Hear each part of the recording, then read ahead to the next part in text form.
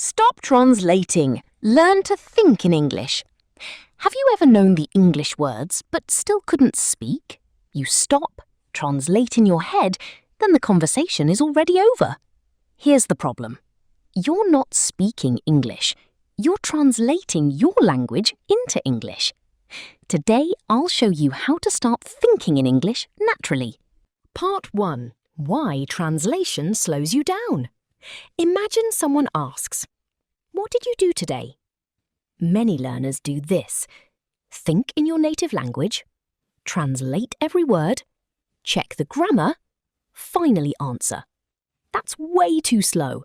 Native speakers don't translate. They think and speak. The goal isn't perfect English.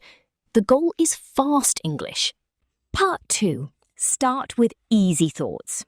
Don't try to think about politics or science. Start with what's around you. Look at your room. Think, I'm sitting on my chair. My phone is on the table. It's really hot today. I'm thirsty. They're simple sentences, but they're real thoughts, and that's exactly how you build the habit. Part 3. Narrate your day. One of the fastest ways to think in English is to become the narrator of your own life. When you wake up, I'm so tired, I need coffee, I should take a shower. While cooking, I'm cutting the vegetables, I think this needs more salt. While driving, the traffic is terrible, I hope I'm not late. Nobody has to hear you, just keep your brain working in English. Part 4. Don't translate unknown words. Let's say you don't know the word umbrella. Most learners stop. Don't. Describe it instead. It's the thing you use when it rains. You forgot the word microwave? Say, the machine that heats food. This is exactly what native speakers do when they forget a word. Communication is more important than vocabulary. Part 5. Think in pictures, not words. When you hear the word apple, don't imagine the word in your language. Imagine the picture, the object, the colour. Train your brain to connect English directly to images. That's how children learn language, and it's much faster.